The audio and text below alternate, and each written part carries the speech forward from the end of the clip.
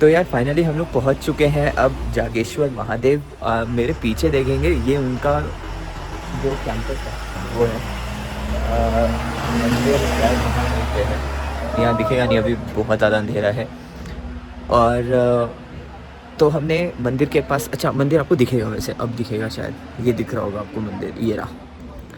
ठीक है, तो मंदिर के आसपास ही हमने होटल लिया है। और मतलब जस्ट वो मंदिर रहा, ये रहा हमारा होटल।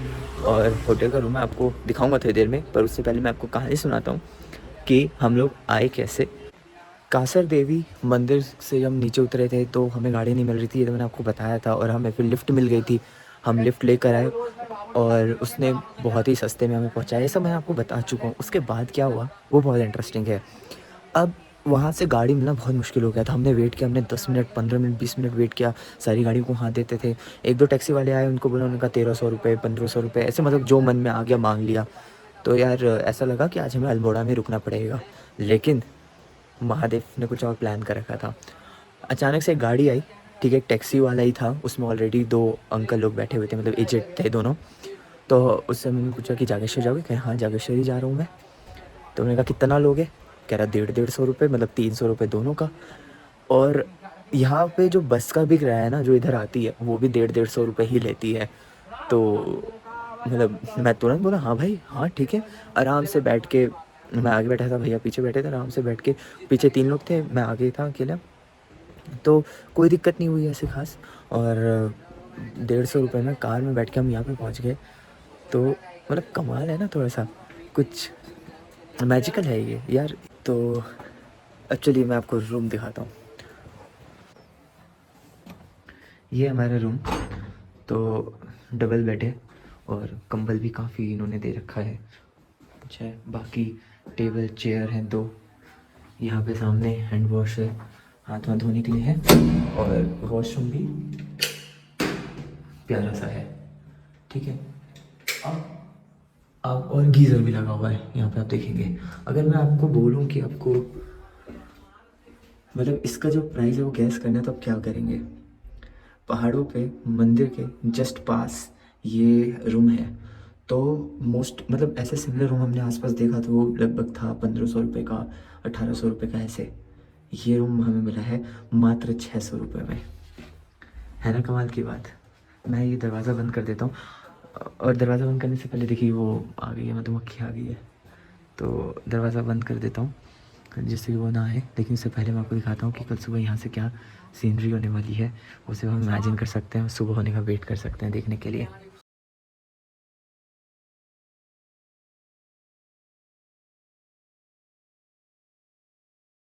तो चलिए एक बार और दर्शन करने चलते हैं, क्योंकि जब हम आए थे तो काफ़ी अंधेरा था और हम सिर्फ 2 ही मंदिरों के दर्शन कर पाए थे। तो अब चलेंगे, एक बार जो परिक्रमा है वो पूरी करेंगे। तो मैं आपको यहाँ दिखाता हूँ परिक्रमा का पूरा जो तरीका है। वो ये रहेगा कि आप ब्रह्मा कुंड में स्नान करेंगे, उसके बाद प्रवेश द्वार पे आएंगे, जो मुख्य द्वार था जहाँ से हम लोग आए हैं। उसके बाद आप लोग जाएंगे ज्योतिर्लिंग मंदिर, जो कि वो सामने है इस वाले मंदिर पे। उसके बाद आप जाएंगे हनुमान मंदिर। हनुमान मंदिर अभी हमने भी नहीं देखा है, जैसे मैंने बताया अंधेरा था तो इतना आइडिया लगा नहीं। उसके बाद पुष्टि माता मंदिर जाएंगे, महामृत्युंजय मंदिर जाएंगे जो कि ये है सामने। उसके बाद हवन कुंड जो कि इधर है, केदार मंदिर और कमल कुंड करके आप अपना ये जो तीर्थ है वो ख़त्म करेंगे। यहाँ पे 125 मंदिर का समूह है, छोटे छोटे ऐसे बहुत सारे यहाँ आपको मंदिर मिल जाएंगे। और तो चलिए आगे चलते हैं।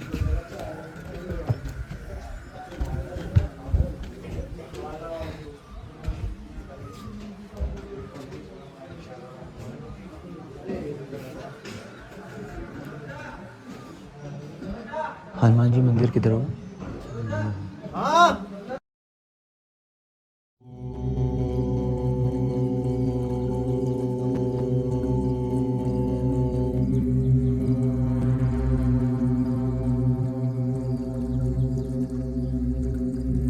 तो चलिए एक बार और दर्शन करने चलते हैं, क्योंकि जब हम आए थे तो काफ़ी अंधेरा था और हम सिर्फ 2 ही मंदिरों के दर्शन कर पाए थे।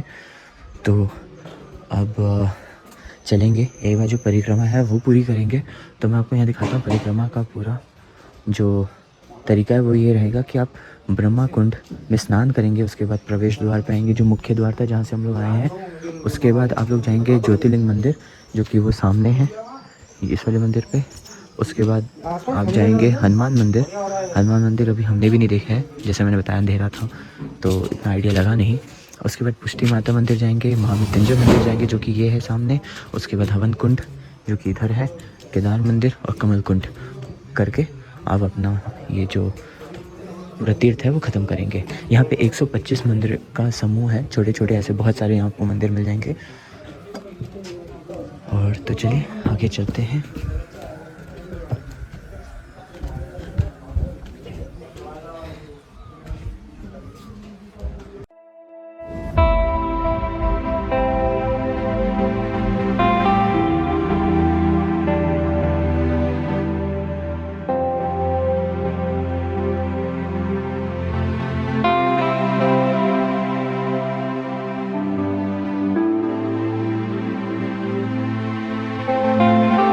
जागेश्वर धाम जो है वो कत्यूरी शासकों द्वारा 7वीं और 14वीं ईस्वी में बनवाया गया था, यानी कि एडी में।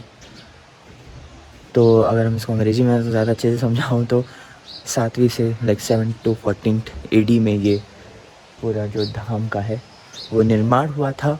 और उसके बाद इसका मेंटेनेंस वर्क भी तब तक हुआ था जब 14वीं सदी के बाद कत्यूरियों के बाद इनको चंद शासकों का जब यहाँ पे शासन हुआ तो उन लोगों ने फिर इस पे जितनी भी इसकी धार्मिक चीज़ें हुई, इस पर जो भी खर्चा होता था दान के हिसाब से वो किया।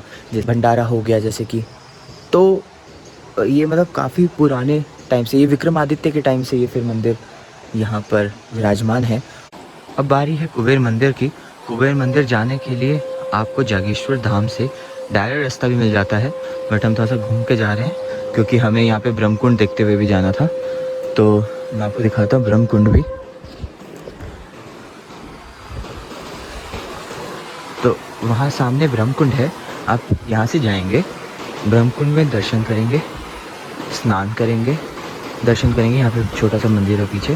फिर उसके बाद स्नान करेंगे। स्नान करने के बाद आप सीढ़ी पे चढ़ के वो पार करेंगे, ऊपर जाएंगे, यहाँ पे दर्शन करेंगे। यहाँ पे दर्शन करने के बाद आप जागेश्वर जी दर्शन करने जा सकते हैं। या आप यहीं आइए, डायरेक्ट स्नान करिए, यहीं से वापस आइए, रोड से होते हुए जागेश्वर जी जाइए। जागेश्वर में बहुत सारे छोटे छोटे मंदिर हैं। एक आपका मेन जागेश्वर ज्योतिर्लिंग है, उसके अलावा आपके पास एक महामृत्युंजय मंदिर है, उसके बाद बहुत हनुमान मंदिर है और केदार मंदिर है, बहुत सारे ऐसे मंदिर हैं। उनसे दर्शन करने के बाद आप फिर उस रास्ते से, जो सामने आप रास्ता देख पा रहे होंगे, इस रास्ते से आप चले जाइए और आप जाके कुबेर जी के दर्शन कर सकते हैं। और ये इससे आपकी पूरी परिक्रमा जो है वो पूरी हो जाएगी।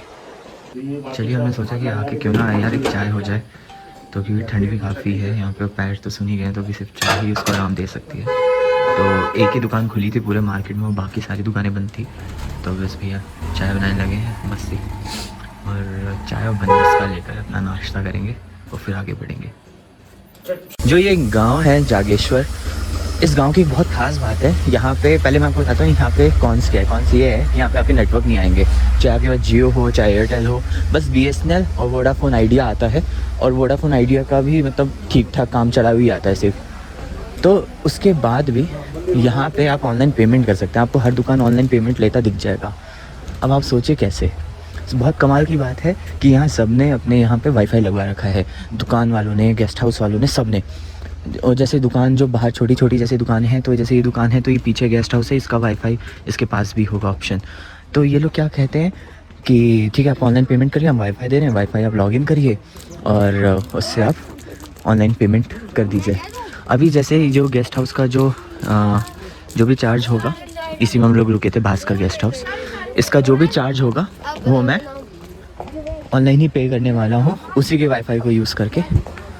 तो कितनी कमाल की बात है ना। मतलब अगर कुछ दिक्कत है तो उसका सॉल्यूशन ढूंढा गया, उसको बहाना नहीं बना लिया गया कुछ ना करने का। जैसे आप कहीं पे भी जाइए वहाँ नेटवर्क वगैरह नहीं मिलता तो लोग कह देते हैं यहाँ नेटवर्क तो आता नहीं, इसलिए हम ऑनलाइन पेमेंट लेते नहीं। बट यहाँ ऐसा नहीं है। बट ठीक है, कई जगहों पे वाईफाई भी नहीं पहुँच सकता तो उस जगह की बात अलग है, उसको हटा देते हैं। लेकिन यहाँ वाईफाई आ सकता है, तो यहाँ इन लोगों ने वाईफाई का बहुत ही अच्छा यूज़ किया है। तो डिजिटल भारत यहाँ पे आपको बहुत ही अच्छे से दिख जाएगा और ये बहुत कमाल की बात है। हेलो, ये जो जगह आप जो देख रहे हैं ये वाला, ये यहाँ का काइंड ऑफ टाउन हॉल जैसे आप बोल सकते हैं वो है, या ओपन एयर थिएटर अगर आप इसको बोलना चाहें तो वो भी बोल सकते हैं। तो जितने भी कोई नेता आता है, कोई या कोई भी सेलिब्रिटी या कोई भी ऐसा आता है जो लोगों से मिलना चाहता है, तो लोग यहाँ इकट्ठा होते हैं और वो वहाँ खड़े होके अपना भाषण देते हैं या काइंड ऑफ दर्शन देते हैं। सेलिब्रिटी के लिए मैं यही यूज़ करूँगा क्योंकि वो क्या ही भाषण देंगे।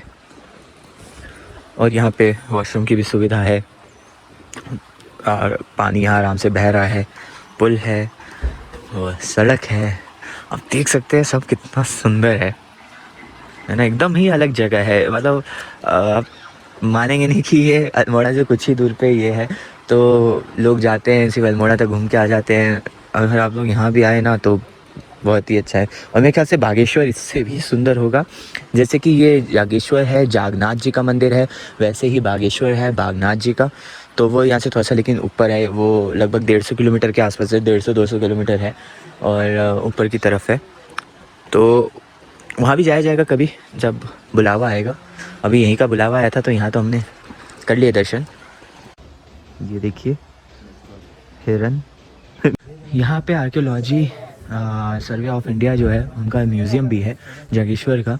ये अभी बंद है, ये जब खुलेगा, मतलब वैसे तो खुला ही है पर मेरे ख्याल से साफ़ सफाई करने वाले गए होंगे, तो ये जब खुलेगा तो अंदर चला जाएगा। तो अभी तो बंद ही है।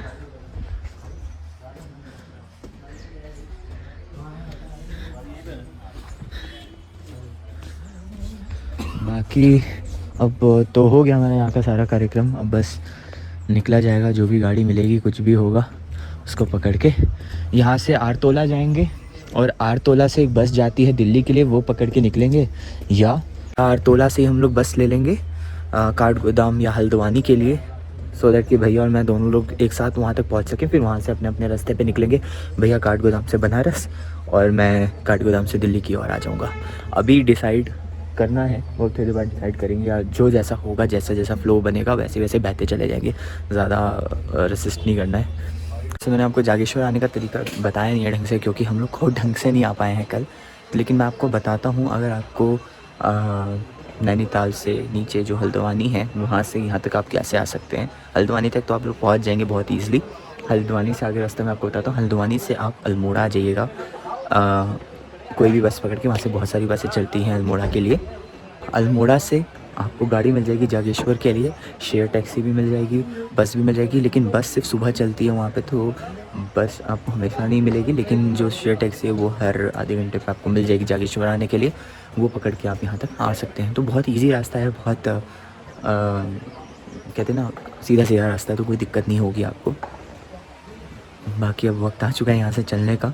बस भैया को ठंड लग रही थी, मैं कहा थोड़ा सा आप आराम करिए, अभी वो थोड़ी देर आराम करें, फिर हम लोग यहाँ से वापस जाएंगे। और रास्ते में दंडेश्वर महादेव हैं, वो उनके दर्शन करते हुए फिर हम नीचे की तरफ उतरेंगे। तो बस वो यहाँ से लगभग 2 किलोमीटर भी देखना है। हम पैदल जाते हैं कि गाड़ी से जाते हैं कि वहाँ दर्शन करने के बाद गाड़ी पकड़े, अब ये सब चीज़ें हम निकल के डिसाइड कर लेंगे। और मैं आपको बताते जाऊँगा हमने क्या डिसाइड किया, कैसे किया, और वही देखते हुए हम चलेंगे आगे। तो हमने छोड़ दिया जागेश्वर धाम और अब निकल चले हैं पीछे जो दंडेश्वर महादेव हैं उनकी और पैदल ही जा रहे हैं रूफ तो पैदल ही जा रहे हैं क्योंकि ये लगभग 1-1.5 किलोमीटर है। तो हमने कहा यार एक तो ठंड भी लग रही थी, तो हमने कहा चलते रहेंगे, थोड़ा सा गर्मी भी हो जाएगी और आराम से पहुंच भी जाएंगे वहाँ तक। और रास्ता भी ठीक है, तो कोई दिक्कत नहीं है, ज़्यादा चढ़ाई नहीं है, तो आराम से चला जा सकता है। और अगर लगेगा थक गए, रास्ते में कोई गाड़ी आएगी तो लिफ्ट ले लेंगे और वहाँ तक पहुँच जाएंगे। बाकी अभी रास्ता देखिए कितना सुंदर है। मोदी जी आए थे तो एकदम रास्ता चमकता हुआ बनाया गया है। तो हम लोग पहुँच चुके हैं अब दंडेश्वर महादेव, और अब यहाँ पे रास्ता ढूंढना है कि रास्ता है किधर से। ये इधर से, अच्छा। तो बीच में जो नदी बह रही है, मंदिर नदी के उस साइड है और हम लोग नदी के इस साइड उतरे थे। यहाँ से जाएंगे।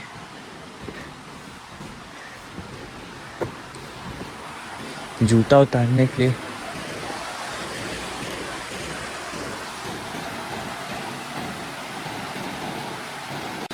ये आप देखिए नदी बह रही है, जो वहाँ पीछे भी जो बह रही थी, जो मैंने आपको दिखा था, वहाँ पे थी सी पतली थी, यहाँ पे तो इसी चौड़ी हो गई है। और इसके बाद ये रहा जो मेन मंदिर दंडेश्वर महादेव का। कितना भव्य मंदिर आप ये देखेंगे, बहुत ही बड़ा मंदिर है। तो चलिए चलते हैं दर्शन करने के लिए, दर्शन करके आते हैं, तब इसकी कहानी सुनते हैं, सुनाते हैं।